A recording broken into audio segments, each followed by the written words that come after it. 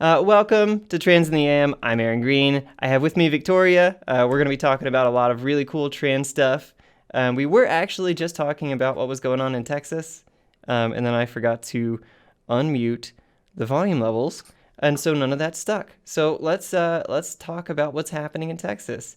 Bad stuff, generally. Yeah, not good stuff. A few things is Texas is suing the Biden admin for the First Amendment right to misgender trans people. And then the architect of the Texas abortion bill is looking to make gay intercourse illegal again. So it hasn't really just been Texas. It's been a number of states that have tried different things, but it's like I'd say an overwhelming movement, especially in the Republican Party, to attack trans rights lately. Yeah, I agree. Well, actually, the previous episode I featured one of my friends, Ovader, and in I didn't really cover this in the episode, but one of the things that they do as they're in Texas, um, put together a web page that has a whole bunch of like activism links and stuff like that for this trans rights, gay rights in Texas, and just like a way to keep up on top of what all's happening with the bills. And actually, there's another website um, that I found a while ago. Uh, I don't remember what the name of it is. Is it equalitytexas.org? Yeah, there we go. Equalitytexas.org. Let me see if I can. Actually, I might want to. Can I do this? Can I actually do this? Is this gonna. I want to try to pull it onto the screen so that I can show it, but I don't think it's gonna work. But yeah, basically, it has a whole bunch of like information about anti-LGBTQ plus bills, the current status of what's going on, what has happened in the past, and stuff like that. So, if you're interested in what's happening in Texas, that's definitely a good resource. I'll leave a link in the description for anybody who's watching tomorrow. But um, yeah, no, that's a great resource. I use that a lot. That's good. It's definitely good to stay on top of it. Because there's just been so many bills that have been popping out, especially over the last couple months. It seems like out of nowhere, our rights as trans people just get thrown into the legislature. And it's been interesting because I just came out this year. And it's like right as I came out, there's just this explosion over like trans issues. And I was just like, I just want to, live my life, Right. be a woman and just move on. And it's just blown up all over the Yeah, place. it really has. I forget who said it, but there was a some kind of news outlet reported that there has been a significant like increase in the amount of anti-trans hate crimes that have happened over the course of the last year, comparing even this current year to 2020, and even comparing 2020 to 2019. Like, we've just seen increases across the board. Basically, we haven't seen any kind of like slowing of that. And I hate to say it, but I've seen people get a lot more aggressive after the lockdowns got lifted and stuff. Mhm. I don't know about you, but maybe it's just like anecdotal. But yeah, I've noticed people are a lot more willing to be aggressive with you, especially if you work in like customer service or something. Yeah, absolutely. I haven't dealt too much with that because I work at like a call center from home. Oh, nice. Um, Although I get misgendered every day, so that sucks. Oh, yeah. But I don't have to speak with people in person, so that hasn't been too bad. But um, yeah, I agree. It does seem like the aggression is up, and already the stats for trans violence, especially for sexual assault, really wasn't even that encouraging to begin with. The stats that I saw is like at least half of trans people have been sexually assaulted, and it goes higher depending on race and if you're trans femme or not. So that sucks. There have been some good highlights though. I did see on Twitter there are some high school students protesting a trans student who was denied female facilities, so that was pretty cool. You know, you're seeing the younger generation start to engage in more like protests and stuff. Yeah, absolutely. That's very heartening to see, actually. I might touch on that here on this coming Monday's episode, actually. But yeah, it's really cool. I like to see that because that's the kind of support that, even I, as a gay boy when I was in high school, um, never would have expected from my classmates and never would have received from my classmates. The one time I received any kind of support, it was because, um, well, everybody hated the teacher anyway, so they were willing to jump on any reason to just kind of like dogpile her. The difference between how younger kids now treat LGBT people since when I was a kid is massive. I remember when I was a kid, F slur was very common. Calling people gay as an insult was very common. Yeah. And if you talk to any kids now, they'll look at you like you're crazy. Like, who cares if someone's gay or trans? Like, why does that matter? And it's just crazy that just in like the last 20 years, you've seen so much advancement in that front. Yeah. Well, did you see that video of the kid that was playing the shooter? And he was like talking to some On other dude. TikTok. Yeah, Yeah, I uh-huh. saw that. That's really cool. I thought it was cute because I in the comments he said like he guessed his brother was gay. That's why he was like really Oh, like engaged and angry about it. And I thought that hmm was pretty cool. that is nice. It's really good, and I think that we're gonna see it kind of like snowball effect. At least I hope. Um, because you're right, like one of the big uh,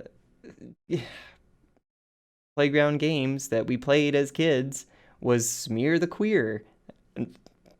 You wouldn't ever see kids playing that these days unless they're already in like a really bigoted circle, and even then, bigotry is taught. It's Yeah. not something that's inherent. So I kind of feel bad for those kids because a lot of times they'll grow out of it and realize that what they're saying is pretty shitty. But it sucks because what can you do? You're a kid. You're supposed to be impressionable. You're supposed to listen to your parents. If your parents are shitty people, oh well. But yeah, so uh, things have been going okay, I suppose, over here in Colorado.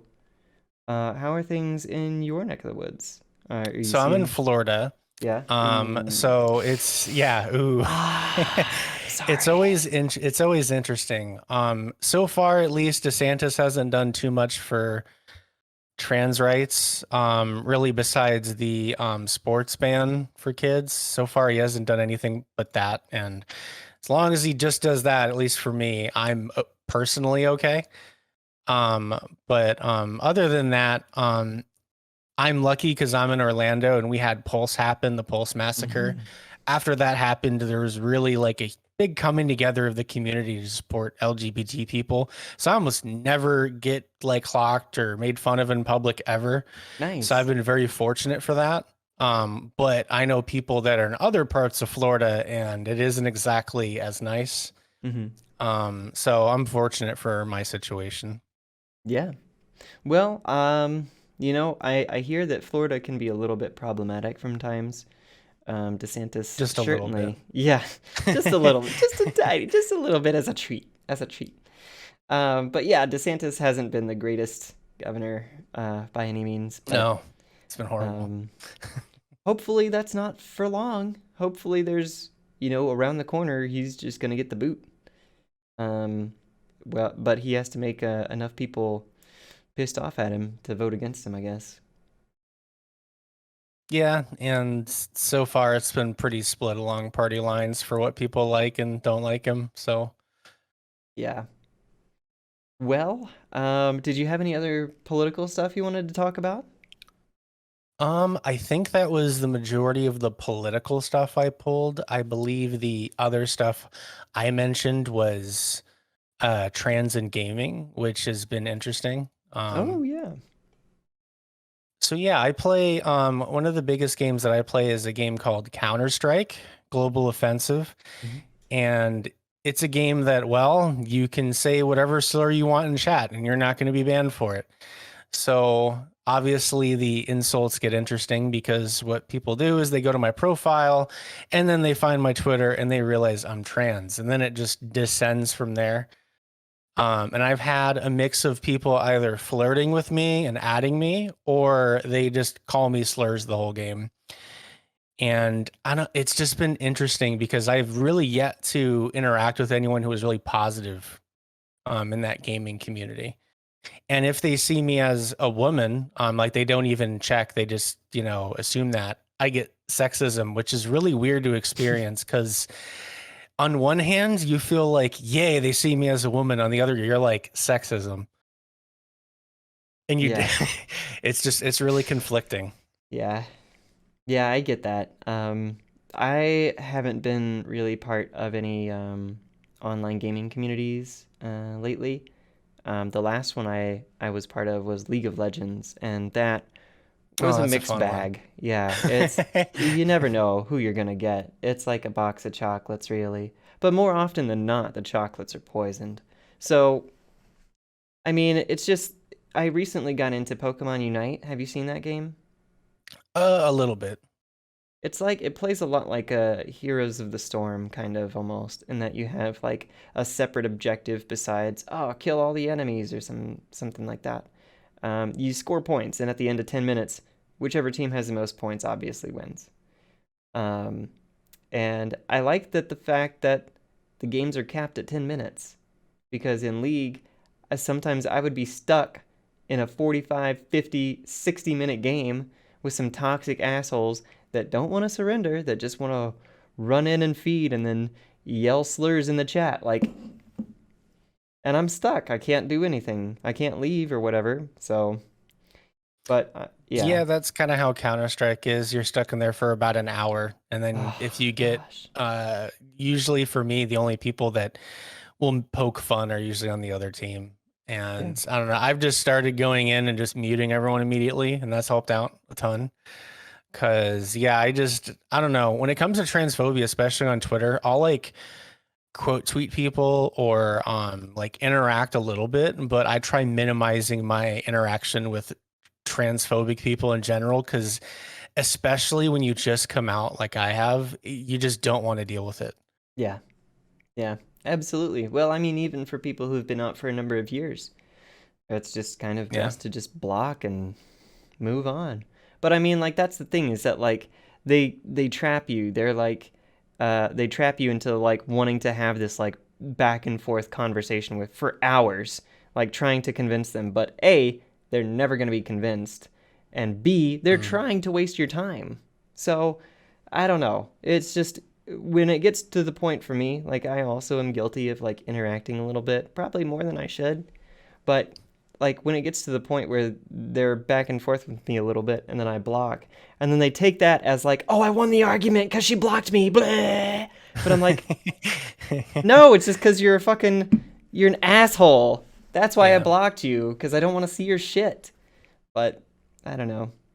People take it as a sign of victory, and it's silly. Yeah, I definitely changed the way I interacted on Twitter, especially. At first, I argued with a lot of TERFs and transphobes, but then after a while, I was like, I'm just gonna block a ton of people, and it has improved my mental Oh yeah, health using Twitter by a drastic amount, and it's been yeah. fantastic. So now the block button is my favorite button. Oh yeah, mine too. I have no qualms about using that block button. None at all. I mega blocked my first thread ever. I can't remember what it was, but it was so egregious that I was just like, okay, nope, whoever liked this shit, I don't care. I'm not doing it. So I went onto that mega block thing and just put in the thread, and it was like, okay, everybody who liked this is now blocked. I was like, yes. Then I checked my other one that was like, there was another tool that you can use to like see how many accounts block you and how many accounts you're blocking and how many mutual blocks you have and stuff.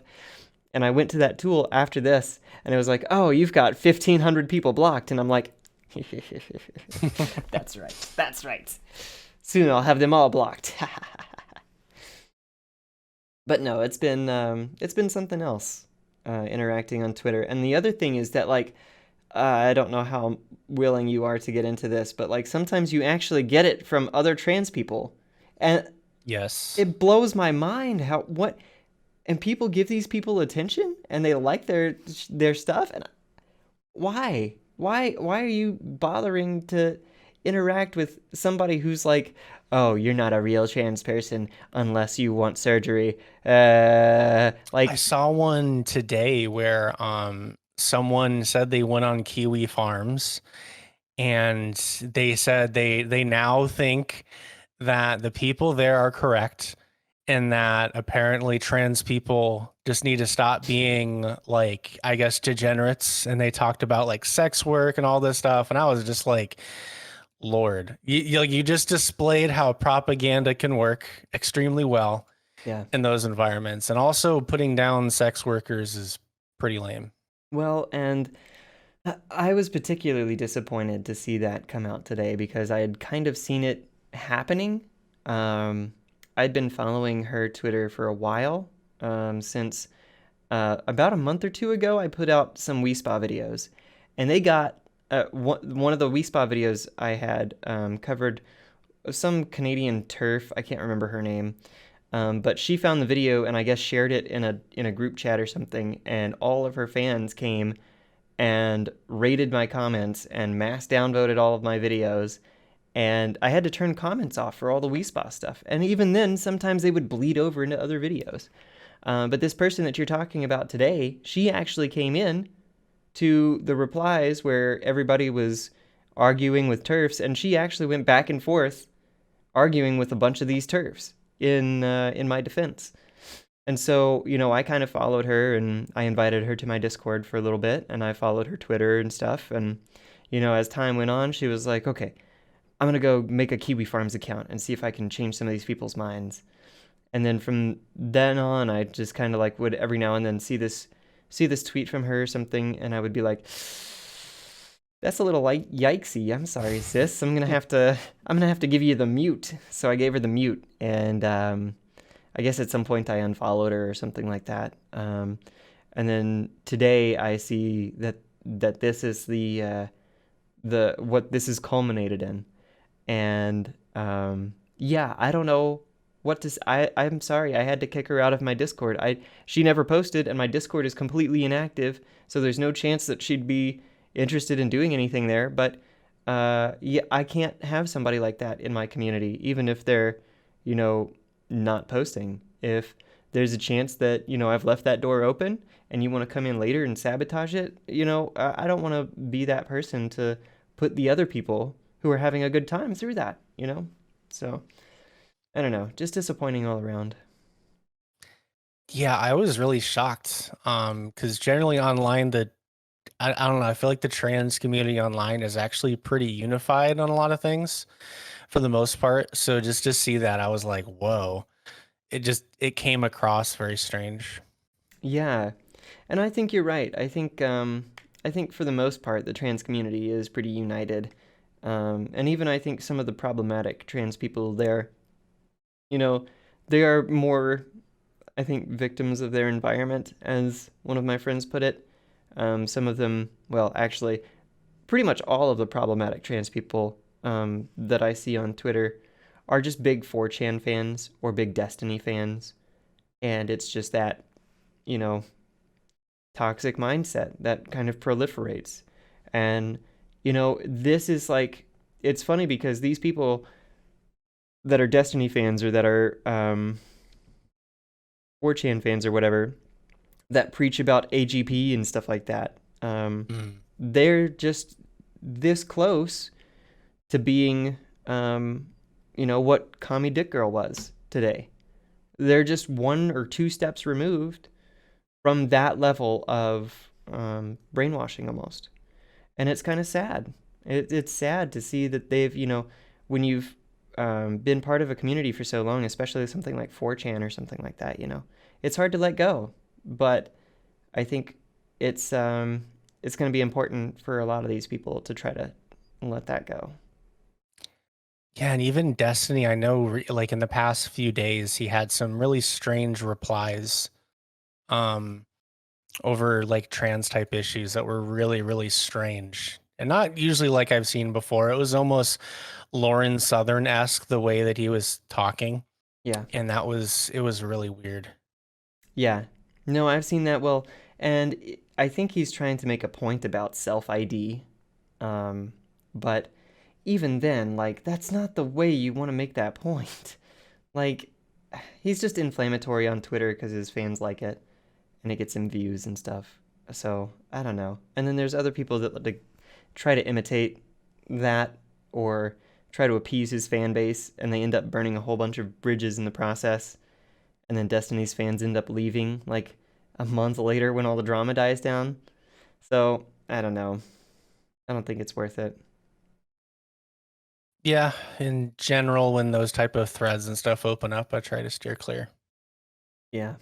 Well, what else did you want to talk about? Anything in particular? What about any interests or hobbies you might have? For the most part, I do a lot of gaming. So most of what I play is Counter-Strike. And that is, it just takes a lot of time to get good at something like that. So Hmm. I've played it for a number of years, and that's been fun. The only other thing I can think of to talk about is there was a story today that people got angry about, and that was the CDC, instead of saying pregnant women, said pregnant people Oh, to get the COVID vaccine. And I saw a bunch of people get angry over this. I saw someone who said, pregnant people, so much for following the science. The word woman, stop the sexism. And I especially hated these people going against it because, in my opinion, you don't realize that giving the expectation that only women can have a vagina and get pregnant unironically harms people. There was an article not even like a week ago where a trans man had like confusion on trying to get a cervical screening, and there was a huge delay over it.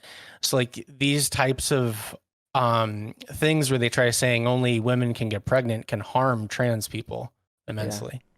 absolutely. Well, and the fact is that trans people aren't going away. Like, this isn't something that's just going to disappear and go back into the closet, just the same with gay people. But I think that a lot of people don't understand that. And they think, well, if I just push hard enough, maybe it won't be a thing anymore. And, even at the point where you're uncomfortable with the way that the language is changing, like you have to realize at the end of the day, what your goal should be is to reduce harm as much as possible, to make sure that people can live happy, healthy lives, regardless of, I don't think at the end of the day, really, it matters if someone wants to self ID and makes no efforts to transition at all. Like, who cares, really?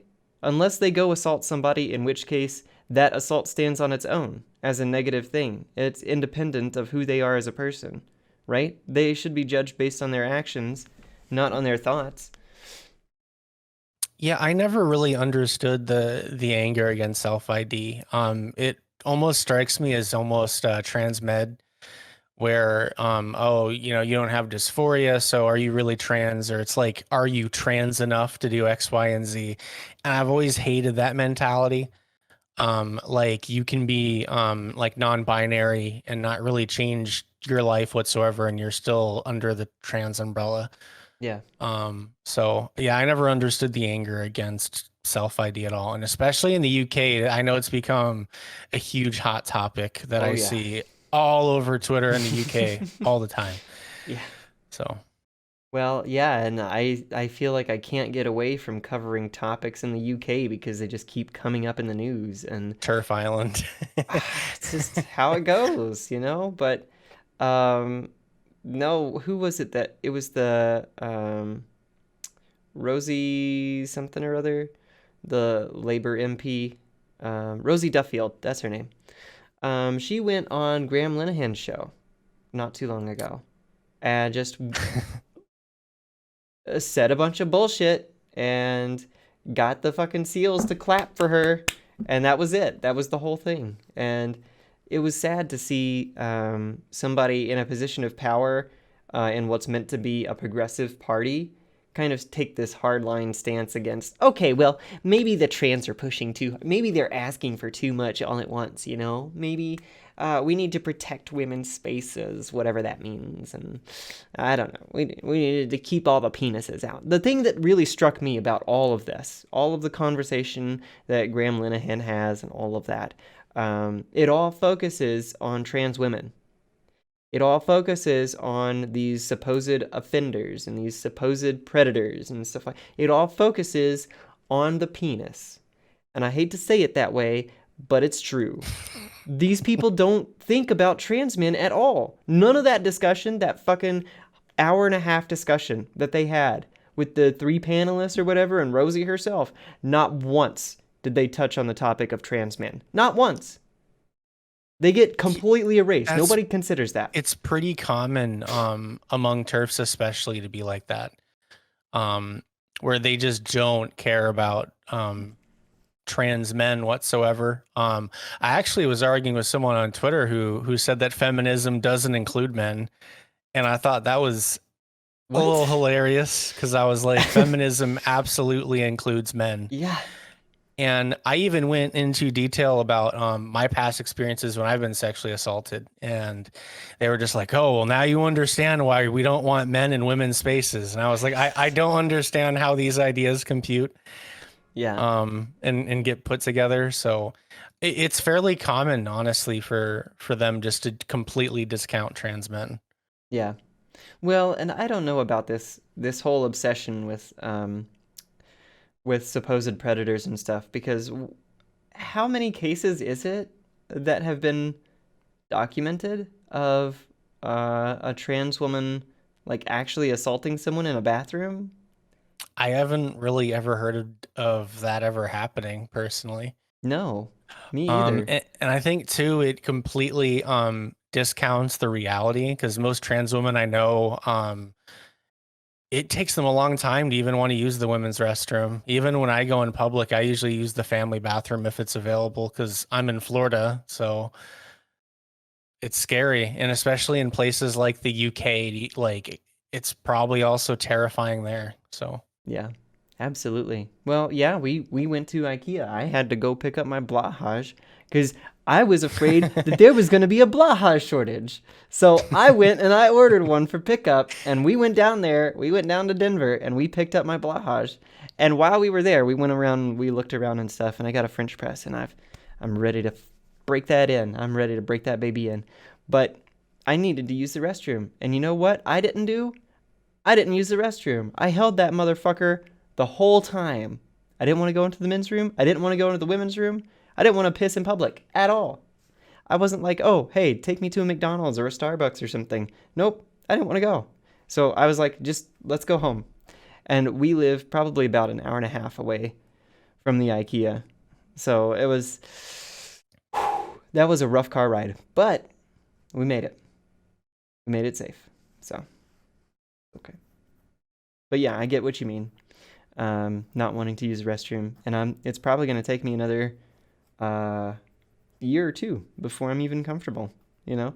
Who knows? Maybe I'll want to do voice training before I'm comfortable going into a bathroom, which is absurd. Why would I do that? But yeah. And voice training is just not fun. I mean, I've been doing it the past 6 months, and I'm not using my fem voice now just because I'm tired, but it's not something that's easy to do. It can take years to fully be able to even do that. And even though like I pass in public pretty well, and I'm only about 6.5 months into my transition, but still, like the moment people hear me talk, like it's like a switch clicks and they realize, and they're like, oh. And then that's when like I started to get treated differently and stuff like that. But there's a couple places that are good. Starbucks, every single time they're ecstatic to see me. They're excited. Oh, yeah. Always pump me up. But like Chick-fil-A, anything like that, nope. Yeah. Not about it. Absolutely. Well, you know, I don't have a whole lot of problem passing when I can wear my mask. If I can take my mask out in public, but it's the long hair and it's the glasses that really make people indicate, okay, feminine in their heads. So, like, if I can just like wear my mask in public, we were going to the gas station the other day to just pick up some late night snacks. And I thought, well, maybe I don't want to take my purse in case I get clocked by the gas station attendant. And so I left my purse in the car anyway. And we get up to the counter and pay for our snacks and stuff. And we're leaving. And the attendant's like, "Have a good night, ladies." And I'm just like, just a little bit, you know? It's just it's little things when they don't notice, or the little things they don't notice, like my Adam's apple or whatever, or my voice if I'm not using super deep voice or whatever. Um, then yeah, that's great. That pumps me up real hard. I love that. I remember when I first came out to my sister, I wasn't even out publicly yet. She took me on like a shopping trip, got makeup and stuff like that, and we ate at a local place nearby, and I was completely dressed up.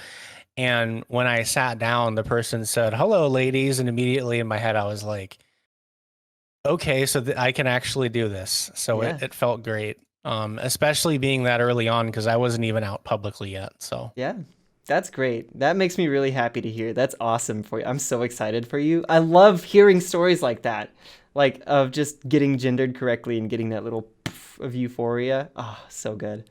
I love it. Are you familiar with Chloe on Twitter? yes, I Yeah. am. Yeah. Yeah, I wish I could like bottle up the feeling of euphoria like she does the bathtub estrogen and just like inject that straight into my veins, you know? Just yeah, living for it. Well, yeah. So, anything else you really wanted to discuss while we're here? I think that was most of the topics that I had, unless you wanted to talk about Lauren Southern's the thread she did. She did a wait. Hang on. Maybe I missed this. She did an entire thread on trans people after the Oh. problematic trans posts that came out regarding non-consensual sex with Nazis. Oh, okay. Yeah, she did an I entire yeah. thread on what she calls transgenderism. And some of it was just so tone deaf. And specifically, what spoke out to me, and I even posted about this on Twitter, is she says the goal should be not to make more people trans. It should be to recognize dysphoria is a really difficult struggle and to help people with it. Good so far. Ultimately, it would be best if everyone loved how they were born. And I'm just like, do you not realize that this is what we literally did our Yeah. entire lives until when we came out? Yeah. Like I tried and failed. I'm 26. I just came out. I tried for a long time. It didn't work. Like it just really points to me how ignorant she is of actual trans people. Yeah.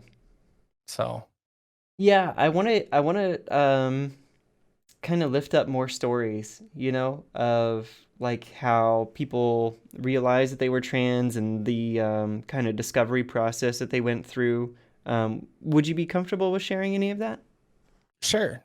So I knew from a pretty young age that I was into just girl things. I was probably about 5 years old, and my we lived in like Boca Raton at the time, which is like South Florida. And we visited Disney every now and then. And I remember they got my sister a princess dress. I liked it a lot. So I remember when my parents were gone, I convinced my sisters to let me wear it. And then from then on, it was something routinely with me. But my parents were pretty conservative. So I pretty much buried how I felt and kind of just kept going. And then I did that until the start of this year, or actually towards the end of last year, I'd say. Hmm. And with COVID, and I work for an internet provider. So as you can imagine with COVID, the stress of working with that and customer service is not great. So I popped, snapped, and I went to therapy and I was like, you know what? I'm going to figure this gender thing out. And I was there from like November to probably around February. And I was terrified to come out. I thought that everyone was going to be against me. Hmm. I told like small individual people, and it was terrifying. And then eventually I ripped off the band-aid. I woke up one morning and I was like, you know what? I'm going to do it. And before I could even think, I wrote something and posted it on my socials. And then I remember I worked that day. So I got like nonstop calls from my parents and I Ooh. just ignored them. They both accept me, thankfully, but it did take a bit of time. Um, but so I came out late, and one of the things that really kept me from coming out for so long is past 18. I thought it was too late. And I have to say to anyone who's out there that is like just hitting 18 or getting close to that, that mentality of it's too late is just absolute nonsense. And that like I'm 26 and I think I look fantastic and I've had really great results in a short amount of time.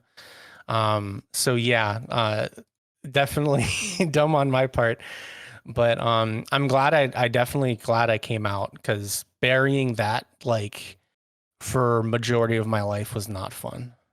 Yeah, I can imagine.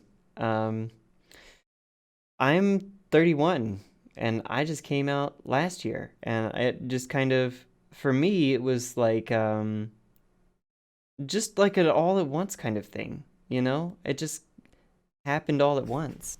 And I don't even remember like the order of which all that happened, but I'm fortunate that I don't have to worry about what my family thinks or anything like that. But yeah, I have the same feelings from time to time. That, because of my age, maybe it was too late. Maybe I should have started earlier. Maybe I should have just admitted this to myself earlier. But you can't sit on that. All that is just like, that's the same kind of feeling that you get when you're gambling and you're like, oh, well, if I had just Mhm. bet on black, or oh, if I had just held that card instead of reshuffling it or something, then oh, I would be a millionaire right now. Like you can't hold that, in your head for the rest of your life. You've got to, make peace with the fact that that time or that opportunity has passed and just move on from it and live to be the best you can be. And even past coming out and starting HRT, you still have to keep that like new mentality because it's really easy to be like, oh, I've been on HRT for 2 months. I'm not seeing anything happen. It's not going to work. And then you just feel like absolute doomer mode. And I like to call dysphoria a convincing liar. And the reason why is because it likes to tell you you're not good enough for X, Y, and Z. And you just have to remember HRT can take years. My doctor told me it can take like 5 to 7 years for you to see everything. And I'm only 6 months in. So like, that's one thing I had to repeatedly remind myself is that Hmm. this is a years long process. But a funny story, actually, when I did just come out, I was living with my brother-in-law and sister at the time. And I remember right after I posted before I went to work, they like had a conversation with me. Both of them were just interested for the most part. But I remember my brother-in-law towards the end of it asked, "Are you going to be feminine, like a feminine woman, like your sister, or no? Are you going to be a feminine woman, or are you going to be like your sister?" And my sister gave him the dirtiest look imaginable and didn't speak to him pretty much for the rest of the day. And that's probably my favorite thing that happened that day, besides the a lot of support, because I thought that was hilarious. Yeah, that's pretty funny. Um, but yeah, no, I think you look great, honestly. And I love having all of my trans friends on the show and getting to talk with them and share their stories and stuff like that. So yeah, I wanna thank you again for taking some time and talking with me tonight. It's been a pleasure. Yeah, it was fun. Well, I think we can go ahead and wrap up. Was there anything else you wanted to talk about before we go? No, that's all. All right. Well, yeah. Thanks again for coming out. Thank you all for stopping by. Please leave a like and a comment, and I'm going to leave all the links in the bottom, so go check those out as well. Thank you and take care.